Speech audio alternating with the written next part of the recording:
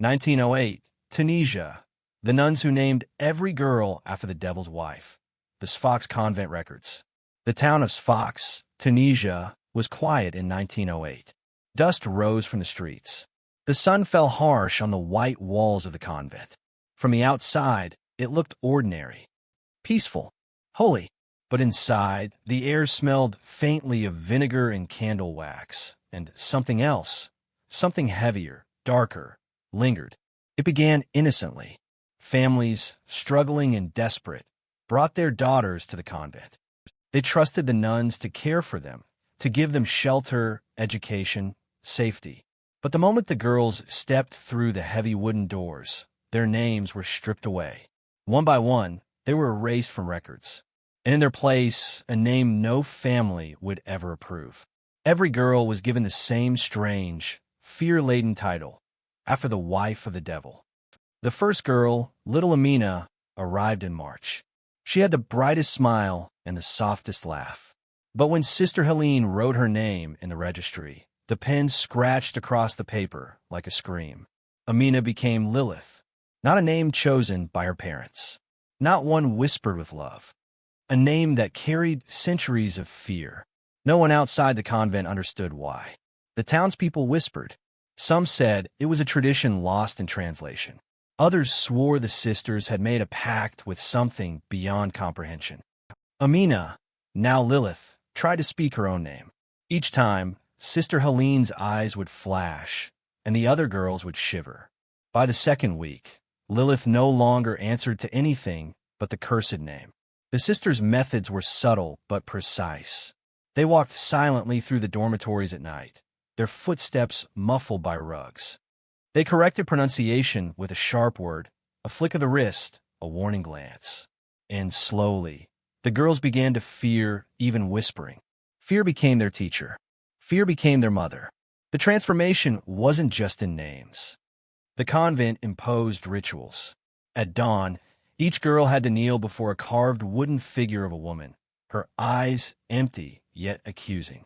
Candles burned low, shadows danced on the walls, and the girls learned to lower their heads, whispering their new names with trembling lips.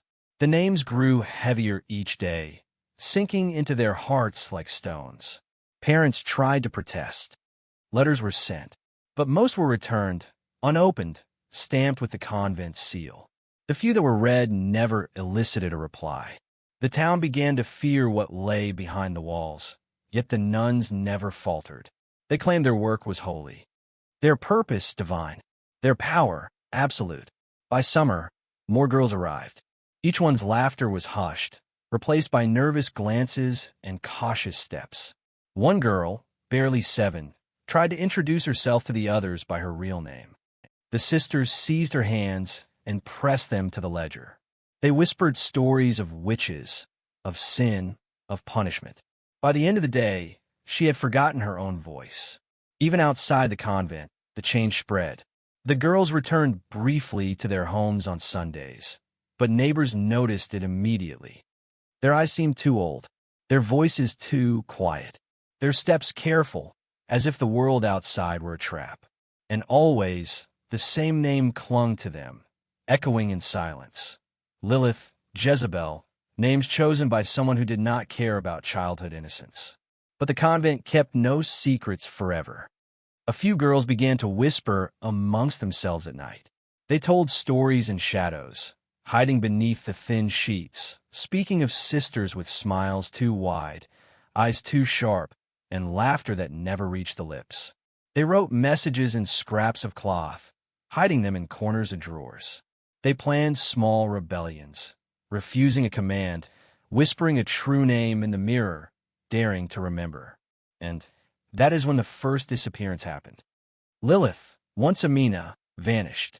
Her bed was empty. Her shoes were neatly placed beneath the desk. Only the ledger remained, her name scribbled in a hand that was no longer her own. The town began to murmur once more. Something was wrong. Something more than strict rules or harsh discipline. And in the convent's silent halls, the sisters smiled, knowing fear had taken root deeper than anyone could imagine. Amina had been the first girl to arrive that spring. Her small frame trembled as she stepped past the heavy oak doors of the Sfax Convent. She clutched a faded shawl her mother had sewn, a reminder of home. Outside, the streets were alive with spring dust and children's laughter. Inside, silence swallowed her whole. The moment she entered, Sister Helene's eyes met hers.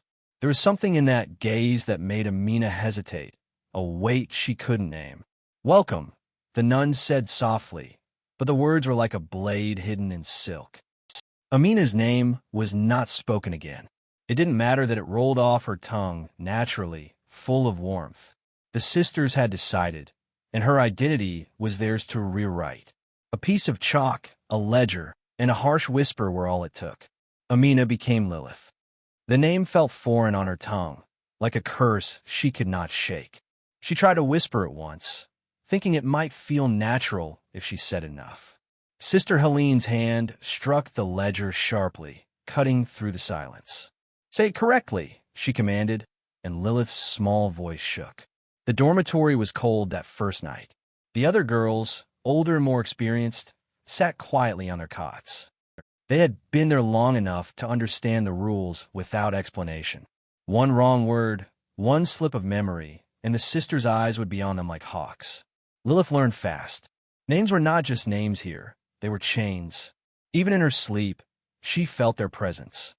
The nuns moved like shadows, gliding through the corridors, checking locks, listening to whispers. The girls spoke in tiny voices, stories tucked into corners and beneath pillows. Each sound was calculated, each glance measured. The convent was a cage disguised as sanctuary. Days turned into weeks, and Lilith began to notice patterns. Every morning, the sisters inspected each girl, checking their hands, their posture, even the tilt of their heads. Mistakes were met with punishment, though the town outside never knew. Bruises were rare. Fear, humiliation, and isolation were the true tools of control.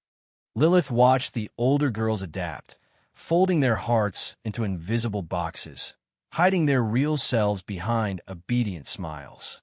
One afternoon, during the midday meal, a strange sound filled the dining hall. A girl screamed, not from pain, but from the realization of who she had become. The sisters ignored it, their faces serene, almost holy. Lilith's heart pounded. She felt the same fear crawling into her bones, a creeping certainty that resistance could only bring danger. Yet a spark remained. Lilith refused to let the name fully own her. In the quiet moments, she whispered her true name to herself, tracing the letters in the dust beneath her bed. Amina. Amina. She clung to it like a lifeline. But the convent's walls were patient predators, patience that would wear her resolve thin, if not broken entirely. Then came the first test. Sister Helene ordered the girls to kneel before a statue in the chapel, their shadows stretching long across the cold stone floor.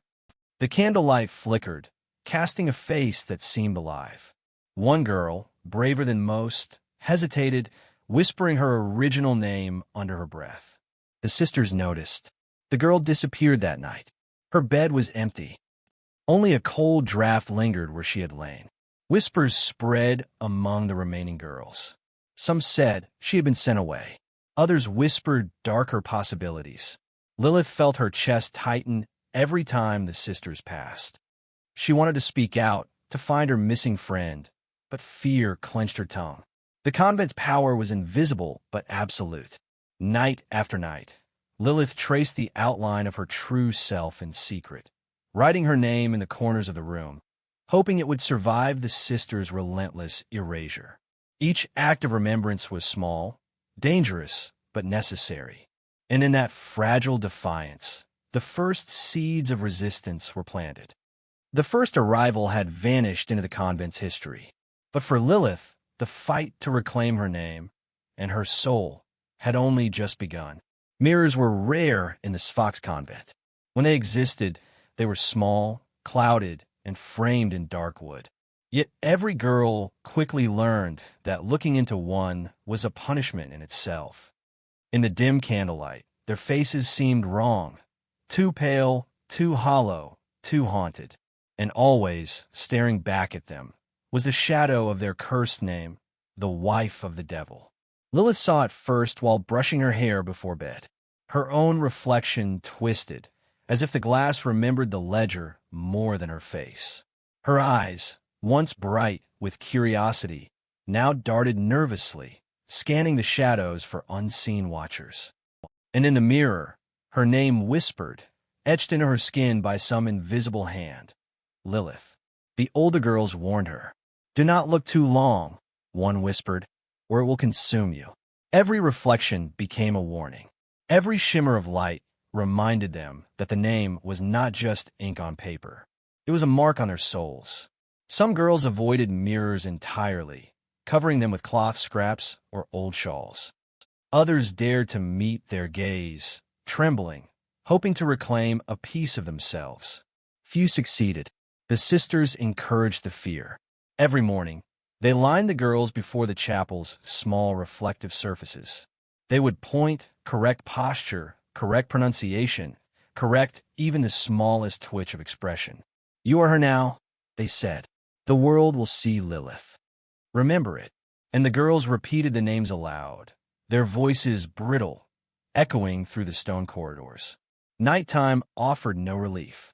Candles flickered, casting moving shadows across the walls. Lilith would lie awake, listening to the quiet scrape of wooden sandals in the hall, the soft whispers of sisters checking rooms.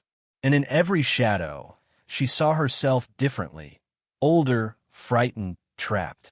Every reflection, every glimpse of her own eyes, reminded her that the convent's power was everywhere, inside and out.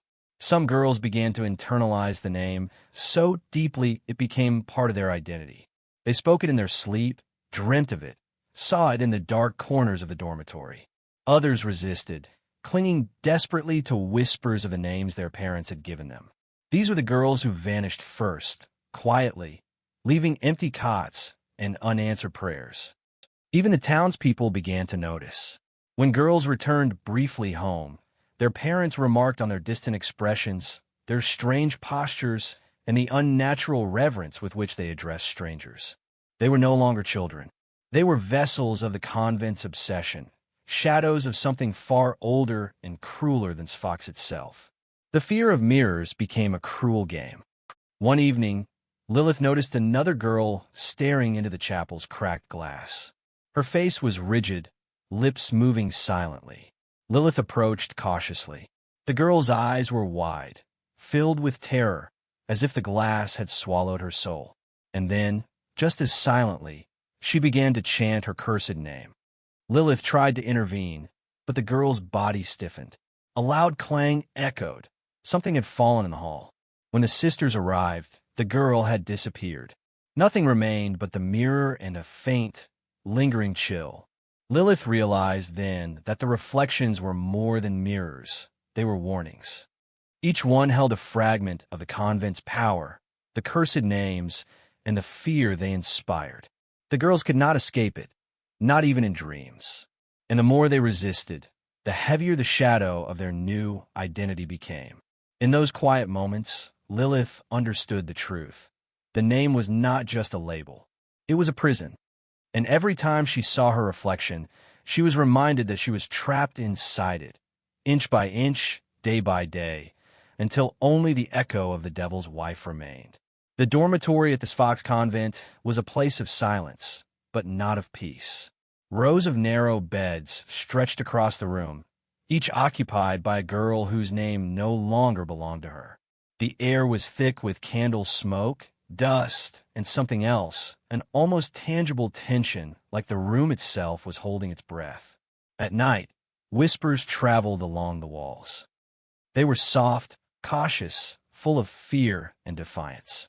Lilith learned to listen without drawing attention, to catch the words before a sister's shadow fell across the doorway. The girls spoke in fragments, memories of home, secret names, tiny rebellions. Each whisper was a lifeline, a reminder that they had not completely surrendered. Yet the dormitory was never truly theirs. Sisters patrolled silently, their presence almost spectral. Footsteps creaked in the hallways. A candle flickered. A door opened just slightly. Even the faintest sound could spark panic. One girl's whisper of her true name would ripple through the room, and the others would freeze, pretending to sleep as if silence alone could protect them. Sometimes, the whispers told stories of the vanished. Amina, Lilith, was often mentioned in hushed tones. She tried to fight. One girl would murmur. She called herself Amina in the mirror. The other girls listened, hearts pounding, imagining what became of her. Disappearances were never discussed openly. The sisters had made it clear that some things were not to be spoken. Yet, in shadows and beneath the covers, the whispers grew stronger. The sisters were masters of control. They encouraged fear, shaping it into obedience. But they could not erase memory entirely. The girls remembered the sound of their mothers' voices, the warmth of sunlight on their skin, the taste of bread before the convent's strict rationing. These memories traveled quietly in whispers, fueling secret acts of defiance, refusing to respond, hiding notes, exchanging small gestures of solidarity. One evening, a strange sound cut through the dormitory, a soft tapping against the walls, rhythmic like a heartbeat. The girls held their breath. Lilith traced the pattern with her fingers along the sheets. Another girl whispered, "It's the walls, or them." The tension thickened. The sisters' footsteps paused just outside the door, then moved on. The tapping stopped. For a moment, the room exhaled in silent relief. Whispers also carried warnings. "Don't look in the window at night," one older girl cautioned. "They watch through glass that is not yours." Lilith pressed closer to the shadows, feeling the weight of unseen eyes. Fear had a language here, and the dormitory spoke it fluently. Every whisper, every careful syllable became a code, a way to survive without being caught. The girls began to leave small marks, tiny symbols on their bedsheets, scratches on walls hidden behind curtains, proof that they existed beyond the names the sisters forced upon them. These marks were dangerous, but necessary. In a place designed to erase identity, even the faintest trace of self became an act of rebellion. And still, the convent was patient. The sisters waited, observing the subtle defiance with quiet amusement. They knew that fear was a tool that sharpened over time. Every whisper was heard eventually. Every secret remembered eventually. And every girl would soon learn that the walls of the dormitory did not protect her. They confined her. In those endless nights, Lilith realized the whispers were not just sound. They were survival. They carried the fragments of childhood, the sparks of courage, and the faint hope that one day, perhaps, someone would remember the girl she once was. Sister Helene was the heart of the convent, or at least that's what the town believed. She wore her habit with precision, her rosary clicking softly against her wrist as she moved. Her smile was constant, almost unnaturally bright, and at first, the girls believed it meant kindness. But the longer they stayed, the more the smile revealed itself as something else, something dangerous. She appeared in the dormitory without warning, her footsteps silent on the stone floors. Her eyes would scan each girl, lingering too long on those who whispered their true names. The smile never faltered. It was a mask, a tool, a weapon. "Good evening, my children," she would say, her voice soft yet commanding. The girls would shrink back, unsure if they had done anything wrong. Sister Helene's methods were psychological as much as physical. She encouraged competition, comparing the girls' behavior, their obedience, their ability to memorize their cursed names. One girl faltered in her recital, mispronouncing Lilith, and Helene would smile wider, eyes glittering. The punishment was never overt, but the tension was unbearable, an invisible leash that tightened with every misstep. She also had favorites, which made the others desperate to emulate her standards. These chosen girls were allowed small privileges, extra bread, slightly warmer blankets, a chance to sweep the chapel alone. But the reward was a trap. They became tools in Helene's manipulation, reporting on the others, deepening the fear, and ensuring that no one felt safe. At night, Helene would roam the halls, lingering outside doors. She listened always. The softest sound, a giggle, a whispered name, a scratch on the wall, was noted. Some girls swore they could hear her in the shadows, the faint click of her rosary marking time. The smile, bright in the darkness, seemed to follow them. Lilith felt it even in her dreams, a constant presence reminding her that she was never alone. Yet Helene's power wasn't just fear. She twisted kindness into control. On rare occasions, she would bring a girl a small token, a ribbon, a flower, a scrap of paper. The girls would clutch it, grateful, believing they had been seen. But each gift came with a silent lesson. Gratitude was expected. Compliance was necessary. Independence was forbidden. The other nuns supported her, but none wielded fear as efficiently. Helene's intelligence, patience, and smile made her nearly untouchable. The town trusted her, the girls feared her, and she thrived in the balance of light and shadow she created. Whispers of her nature spread among the girls. She smiles at you, then you vanish. One girl murmured, her voice trembling. Another nodded, her fingers tracing the ledger where names were rewritten and erased. Helene's smile hid the truth. She knew the power of identity, the terror of control, and she wielded it with surgical precision. For Lilith, Helene became the central figure of fear and fascination. She was a reminder that appearances were deceptive, that kindness could hide cruelty, and that survival depended on reading the unspoken. Every step Lilith took in the convent was measured against the shadow of that smile. Every breath weighed in the presence of that unnerving calm. And yet, even with Helene's constant surveillance, the girls found tiny cracks. A misplaced note, a hidden symbol, a whispered rebellion. The smile could not erase courage entirely, but it could wait, and it could watch. Hidden in corners, tucked beneath mattresses, and sewn into the hems of dresses, the girls at the Sfax Convent began leaving messages. Letters never meant to be read by the sisters. Notes filled with longing, grief, and a desperate plea to be remembered as themselves. Each girl's handwriting was small, careful, trembling with the fear of discovery. Lilith wrote first. She traced the letters of her real name over and over. Amina. She described the sun on her mother's courtyard, the sound of her father's laughter, the scent of fresh bread from their kitchen. Each word was a rebellion, a refusal to disappear completely under the shadow of Lilith. Other girls followed. They wrote of vanished friends, of nights filled with whispering shadows, of the sisters' smiles that cut deeper than any hand. These letters were never sent. The girls knew the consequences. If found, the sisters' punishment would be swift, silent, and terrifying.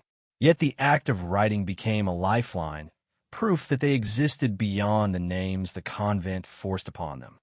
Some letters were meant for family. Others were prayers for the missing, scraps of hope carried in the secrecy of ink and paper. They hid them in the chapel, between bricks, or in books the sisters never touched. Each letter was a fragile bridge between the girls' stolen childhoods and a world that might still remember them. The convent's walls, however, were patient predators. Sister Helene walked those halls at night, her sharp eyes detecting even the faintest tremor of paper or ink. The letters became dangerous. One girl, caught slipping a note beneath a door, was forced to kneel for hours, her eyes pressed to the cold stone floor, the words she had written never spoken aloud again. Even with the risk, the letters multiplied. They became a secret language among the girls. A symbol scratched into a desk might mean, "I see you, I remember you." A folded corner in a book could signal, "I survived today." And in these small acts, courage grew, fragile but undeniable. The letters also documented horrors that no one outside would believe. Girls wrote of vanished companions, of strange rituals in the dead of night, of the oppressive weight of accursed names. They described the sisters' control in meticulous detail, capturing fear in words that could not be erased entirely. Sometimes, they slipped letters toward the convent's windows, hoping the wind would carry them away. Rarely, someone found one outside, a neighbor, a passerby, and read it without knowing the full cost. But even this small success inspired hope. The act of writing, of remembering, became a form of resistance. The sisters never discovered all the letters. Some remained hidden for decades, forgotten beneath floorboards and in hollow walls. They became silent witnesses to a childhood stolen, to fear endured, and to courage that refused to be extinguished. For Lilith, each letter was a whisper of herself she could still claim. Amina was not yet gone, and in those stolen moments, the girls began to imagine a world beyond the convent, a place where names were theirs and shadows did not rule their days. But as hope grew, so did danger. One night, a note slipped too far, caught in a crack where Sister Helene noticed it. The consequences would remind them all that defiance, even in letters, came with a cost.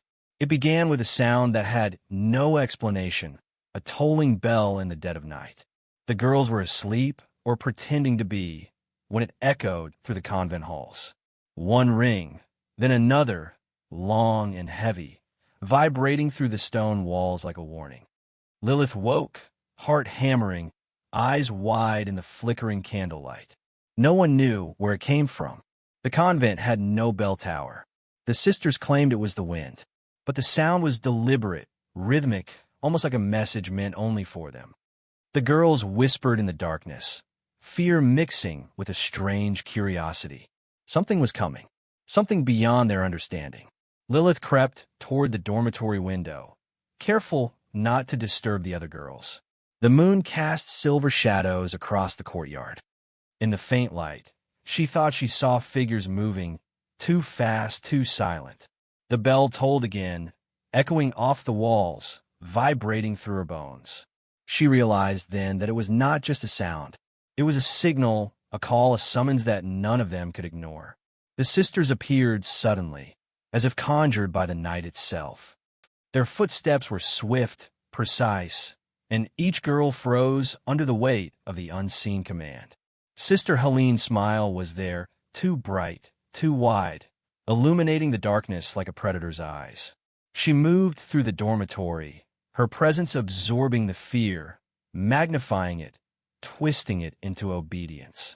"Rise," she said softly, almost a whisper, but it carried through the room, undeniable. The girls obeyed, hearts pounding, as if the bell itself had forced them into motion. Outside, the courtyard seemed to shift. Shadows stretched unnaturally. Candles flickered in the windows, though no one had lit them. The night had become a stage for something neither holy nor human. The bell tolled again. Lilith's eyes darted to the floor, searching for hidden threats. One of the older girls, trembling, whispered that the bell had been heard before, on nights when someone vanished. The dormitory held its collective breath.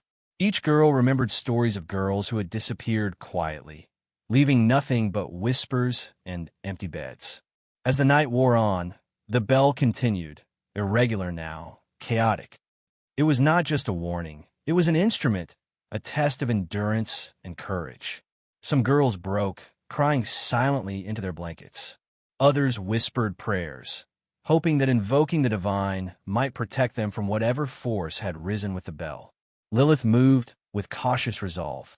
She understood something fundamental. The bell was a challenge. It demanded obedience, fear, and attention. But in its sound, she also sensed an opening, a fracture in the sisters' control. The tolls marked moments when vigilance faltered, when a misstep or a whisper could shift the balance of power. By dawn, the bell had ceased as mysteriously as it had begun. Exhausted and pale, the girls returned to their beds, unsure if the night had been real or a shared hallucination born of fear. But in the shadows, in corners unseen, they whispered of courage, of memory, and of the possibility that they could resist the convent's dominion. Lilith stared at her reflection in the small, cracked mirror. The shadows of the bell lingered in her eyes. Something had shifted. The night had been a test, but the tolling left a spark, a fragile, defiant spark that the sisters could not fully extinguish. The town of Sfax began to notice a change. The convent, once a place of quiet devotion, had become something else entirely. Parents reported that the girls who visited on Sundays seemed distant, hollow-eyed, their voices strange and clipped. Even prayers whispered in the church carried attention, as if the girls were speaking words they didn't fully understand. Inside the convent, prayers were no longer acts of devotion. They were exercises in control. Each girl was forced to kneel before the carved wooden figure of the woman with empty eyes, repeating her cursed name until it tasted like ash on her tongue. Silence in prayer was punished. Hesitation was punished. Even the act of thinking her own name was forbidden. The sisters had perfected a ritual that made devotion indistinguishable from fear. Lilith observed it all in quiet terror. The prayers echoed in the stone halls, a symphony of obedience and dread. She could hear the subtle tremble in other girls' voices, the way they bowed their heads so tightly it seemed they were trying to fold themselves out of existence. The convent had learned how to bend innocence into compliance, and each recitation reinforced the chains of identity the girls could not yet break. Sometimes, a girl would falter, accidentally whispering her true name. A cold hand would seize her shoulder, a sharp glance, and her mouth would snap shut. The sisters' methods were precise. They didn't need to strike. Fear itself became the instrument of discipline. And for those who faltered too often, there was disappearance, quiet, unannounced, leaving only empty beds and whispers in the hall. The townspeople, unaware of the details, began speaking in hushed tones about the strange influence the convent exerted. Some said the girls were cursed, touched by forces beyond understanding. Others whispered that the sisters had made bargains with dark powers, that the names themselves were a spell meant to erase the girls' souls. Lilith heard these whispers in the small moments when she could look outside the windows at a world she once belonged to. At night, the girls prayed in secret, folding hands and closing eyes, whispering their true names to themselves. These vanishing prayers were acts of resistance, tiny sparks in a place designed to extinguish all light. Lilith would trace the letters of Amina in the dust, imagining that somewhere, someone would remember, even if the sisters could not see it. One evening, a candle blew out unexpectedly. The dormitory plunged into darkness. Lilith and the other girls froze, listening. The absence of light made the shadows deeper, the fear sharper. And in the silence, a soft, almost imperceptible sound, the faintest shuffle of footsteps, a breath too close, reminded them that disappearance could come at any moment. No prayer could fully shield them. Yet, despite fear and uncertainty, the vanishing prayers persisted. They became a silent language of memory and identity, a secret bond among the girls who refused to let the convent claim their very existence. Every whispered name, every traced letter, every hope held tightly in the heart became proof that the sisters' control, though powerful, was not absolute. The convent had imposed silence, obedience, and fear, but it could not fully erase the spark of human spirit. And as Lilith knelt, whispering her true name in the shadows, she realized that these vanishing prayers were the first steps toward reclaiming what had been stolen. Deep within the convent, behind a false panel in the office, lay the ledger. Thick, leather-bound, and ominously silent, it held every name the sisters had erased, and the new identities forced upon each girl. Lilith had heard whispers of it, rumors carried in the trembling voices of older girls. Some said it was cursed. Others believed it held the truth of everything that had vanished. Sister Helene guarded it with meticulous care. Only she and a few trusted nuns ever touched its pages. The ledger was not just a record. It was a tool of power. Each name written within was a tether, binding the girl to her new identity. The girl's original names were scratched out, buried beneath the ink, as if to ensure they could never be remembered. One night, Lilith and two others, braver than most, attempted what no girl had dared before. They crept into the office under the cover of darkness, hearts pounding in rhythm with the muffled ticking of the convent clock. Each step was a gamble, each breath a test. The air was heavy with candle wax and fear. The ledger sat on a desk, its leather worn but imposing. Lilith reached for it, fingers trembling, and opened the cover. The pages were filled with names, dozens, maybe hundreds, each one a stolen identity. Some were barely girls, others nearly women, all rewritten as Lilith, Jezebel, or another cursed title. She traced the ink with a shaking hand, feeling the weight of centuries of fear and obedience. And then they discovered something worse. Names that had vanished entirely from the records, girls who no longer existed in any official capacity. Disappearances that had been hidden in plain sight, swallowed by the convent's meticulous control. Lilith shivered, realizing that the ledger was not just a record of oppression. It was a map of erasure, of lives stolen and forgotten. But the ledger also contained clues, small anomalies where the sisters had been careless. A smudge of ink, a scratched-out letter, a misplaced page. These mistakes hinted at patterns, at possibilities for escape or revelation. Lilith copied them meticulously onto scraps of paper, committing every detail to memory. Knowledge, she realized, could be a weapon. The act of uncovering the ledger changed everything. For the first time, the girls saw the enormity of the convent's system, the deliberate, calculated way in which their identities had been erased, the way fear had been institutionalized, and the depth of control wielded by Sister Helene. And yet, with that knowledge came courage. Understanding the machinery of power gave them the tools to resist it in whatever small ways they could. Even as dawn approached and the sisters began their rounds, the ledger remained open. Lilith and her companions closed it carefully, returning it to its hidden compartment. The act was dangerous, but it marked a turning point. The girls now held fragments of truth that could not be erased. They carried the ledger's secrets in their hearts, whispering them to one another in the dormitory, keeping alive the memory of those who had vanished, and daring to imagine a future where names and lives might be reclaimed. Years passed, and the convent's shadow stretched over Sfax like a storm that never broke. The girls who had survived carried the weight of their stolen childhoods into adulthood, forever marked by the names forced upon them. Some left the convent quietly, blending into the town, never speaking of what had happened. Others vanished completely, leaving only whispers behind, their true identities lost to history. Lilith, once Amina, grew into a woman shaped by fear and defiance. The ledger, the whispers, the vanishing prayers, they were all part of her memory, stitched into her soul. She kept her true name alive in secret, writing it on scraps of paper and teaching it to those who still remembered. She understood that memory was the final rebellion, the last line of resistance against a system designed to erase her. The convent itself became quieter over time. Rumors spread of sisters disappearing, of the bell tolling at strange hours, unanswered. The town watched warily, unsure what had happened within the walls they once trusted. And yet, the legacy of the girls remained. They carried stories of fear, courage, and survival, passing them quietly to their own children or to trusted confidants.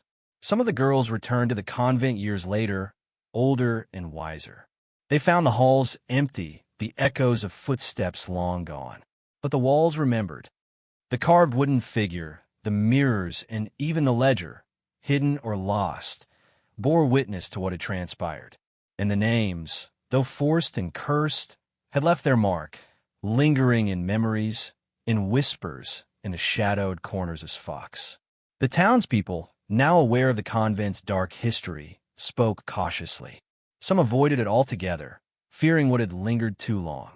Others tried to piece together the stories of the missing, the vanished, the girls who had survived but were forever changed. And in every retelling, the human cost was clear.